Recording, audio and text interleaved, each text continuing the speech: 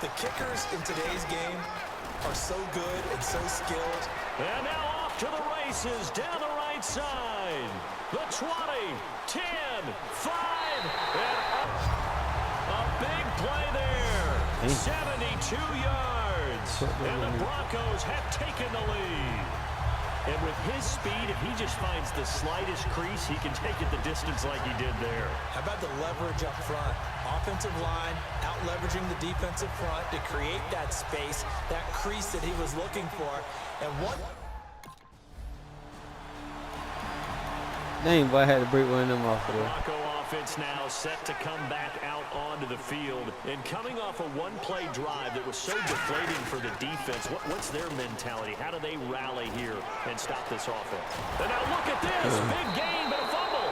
And the Raiders pick it up.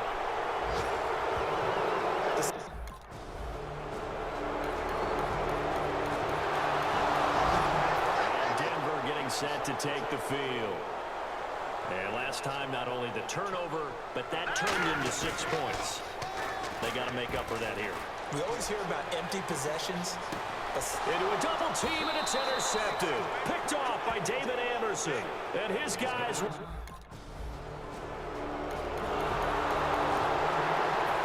Broncos offensive unit ready to head back out onto the field. And last time wasn't pretty. One play and an interception. We'll see if they can do better. I want to see if they want to go ahead and throw the ball again now on this drive after what happened on the last one. Throw it on the first play. Give the quarterback some confidence. See what happens. That's going to go as a loss of 2, and it'll be second down. One of the toughest things for an offensive lineman to learn is the ability to get in space and hit people who are moving targets. And linebackers are not easy ones to hit because they know how to move, juke, and make you miss. And that's exactly what he did on that play. A nice play for the defense. Looking for a crease, can't find one. Stopped at the line of scrimmage. And time for us to take a break here in the booth. Back to Denver right after this.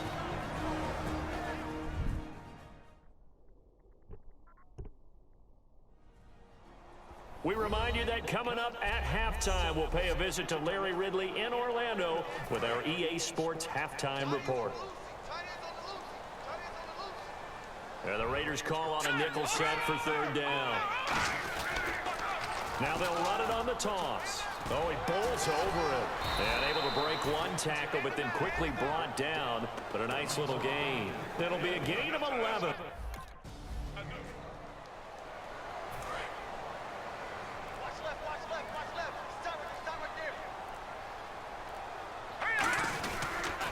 Now they'll run it on the toss. So we got 3 of one tackle, but couldn't do a whole lot else. Call it a gain of 4 on first, and that'll make it second down. Second down to the offense in search of 6 yards. Not a run that you're going to write home about, but still a good first down run. That's what an offense calls staying on schedule. 3 to 4 yards on first down, you're set up very well for the rest of the drive. It's a 5-yard gain, but they'll still be a yard short here with third down now looming. Frustrating for a defense, energizing for an offense. Finding a way to create that type of yardage in your running game, got to make the guys carrying the ball very, very happy. And he's going to have a first down here as he gets this one to the 17-yard line. 3rd and 1, partner. No need to be fancy there. Just use some force and move forward and pick up the first down. Now they'll run it on the toss. Fighting him off. Just ran right through the trash. And he's brought down. A solid pickup of 13 sets him up first and goal. Now whistles come in. We're going to get a timeout here by the offense. It's just their first, so they'll have 2 remaining here before we get to halftime. Now they'll run it on the toss. And he'll keep working toward that end zone as he's down to about the 2-yard line. Give him 2 yards on that one. Second and goal now. Now hold every...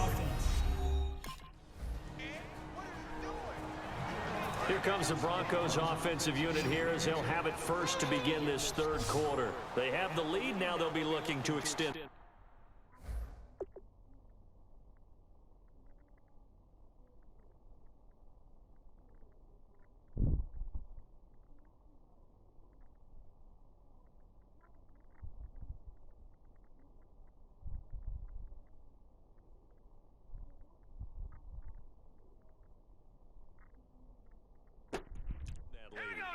And this is where I enjoy talking about one of my favorite subjects, tendency breakers, or counters as I also like to call them.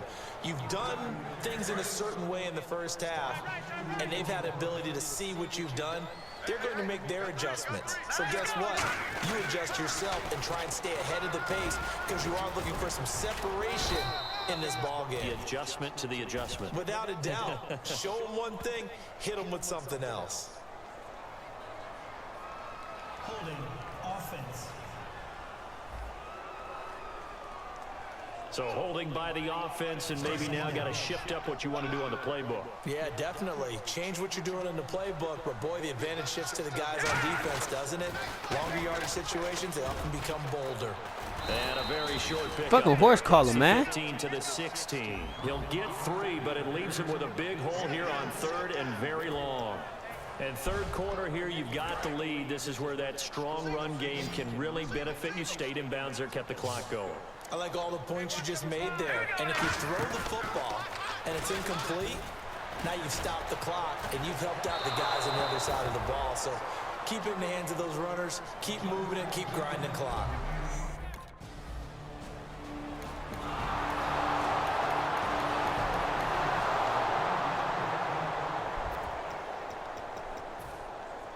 And Denver getting set to take the field. And a tight game after punting last time. See if they can get something going on this drive. As they head to the field now, with the game this close, you've got to feel there's a sense of urgency for them going on offense right now. But they have to do it without letting panic creep in and affect their play. He's had a big game tonight, and while no one's going to be overly concerned about that last play, you also know that the offense coordinator does not want to see that happen again. They want to get back to doing what they've been doing all game long. Fuck out the way. And some room to maneuver. A really nice pickup of 14 yards, and it moves the sticks. Most players will tell you that night games, while they can be fun, they're really hard to prepare for because you wake up on game day and all you want to do is get to the stadium and let's get going. But you got to bank that fire a little bit and hold it until the evening. It's almost like a Broadway premiere. Got to wait until the nighttime to go out there in front of the bright lights. And boy, has he harnessed himself really well, and now he's unleashing it on the opponents. And he's brought down. It's a 10-yard pickup, and it moves the chains. Really good, skillful, tough running throughout this contest. Picked up first down after first down. He's got to have a nickname, doesn't he?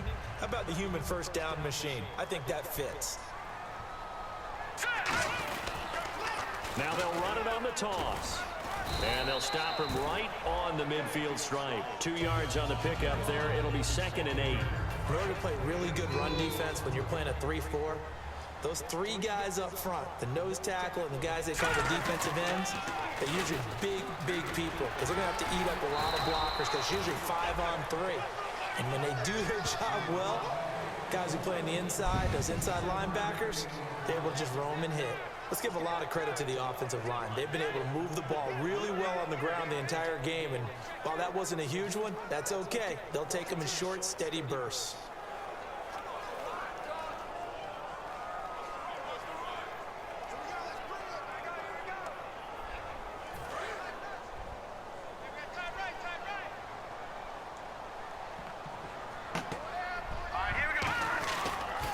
Now they'll run it on the toss. And he's going to get to the 31, enough for the first down. It's a pickup of 16 there, and it'll lead to a new set of downs.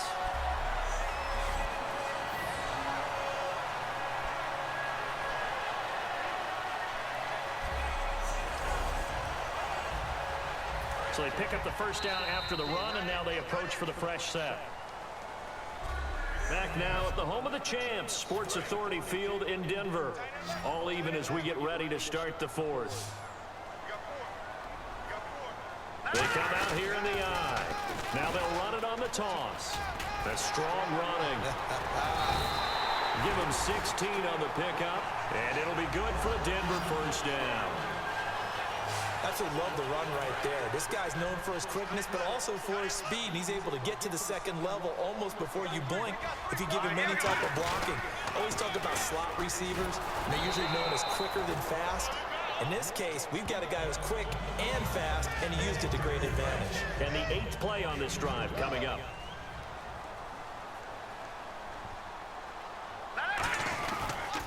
Now they'll run it on the toss. And he is into the end zone for a Denver touchdown. A great effort there. His second touchdown of the night. And the Broncos have broken the tie. He's given him a little jolt, just gave him the lead there, but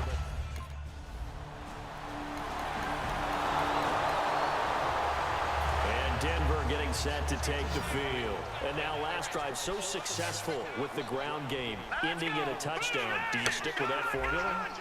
That would be the number one thing you would think of, but so many guys now would look at it and say, we've got them set up so well for play action, now's the time to take a shot. Yeah. But, you know, there was a big-time coach in the state of Ohio who once said, if you throw the ball, if you put it in the air, 3 things can happen, and 2 of them are bad. He would have kept it on the ground. And for one of the first times tonight, he's going to be held up at the line of scrimmage. Tackle made there by Ben Heaney. And on the outside, they're playing press coverage. Well, he didn't make headway on that one, but he's had plenty of carries all night long. I just wondered if maybe he's a little bit tired from toting the rock that much. And he'll get this one up to about his 14. Call it a gain of 3, and it'll bring up 4th down. Here's the Denver offense now as they get set to take over here. And on the last go-around, they really couldn't get anything going. They had to punt from deep inside their own territory, which means they're going to lose the field position battle as a general rule. What they're looking for now is a little more consistency, move the ball at least a few times on offense, get a couple of first downs, and hopefully flip the field. Yeah, just something to build off of. That's what they're looking for here. And they'll go with the ground attack here. And he'll get it out near the 40 to the 39. It's a pickup of 6 and good enough to move the chains. Time for a break. We'll come back for the electrifying conclusion after this. So it's Bronco football as we get you reset here. They've got a 1st and 10 as they look to try and finish this one off. Now that play is now whistles, and the Raiders are going to signal for a timeout. The defense, they got a little bit of a breather. Now they're back and set as we resume play. They come out here in the eye. Now they'll run it on the toss. And now the Raiders are going to use another timeout here. All right, so the timeout over and all 11 men back out onto the field for the defense. And some secondary help here for the defense in the nickel on 3rd and long. Here's Lynch. And he can't get a throw away. He's taken down.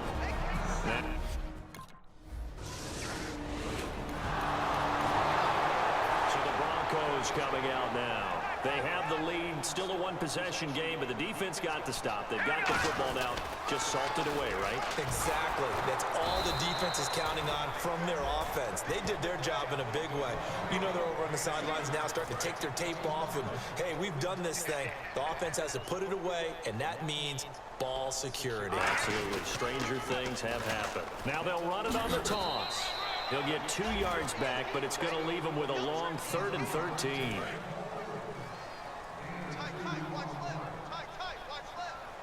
Yeah, they've got an extra defensive back out there now on 3rd and 13. And he can't get a throw off. He's taken down. What a huge play at this point in the game.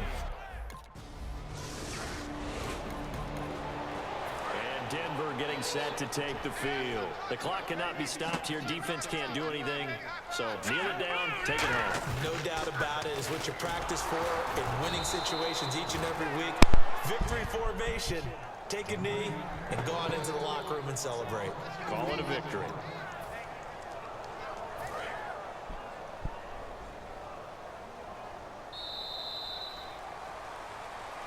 And Charles, I think when the schedule comes out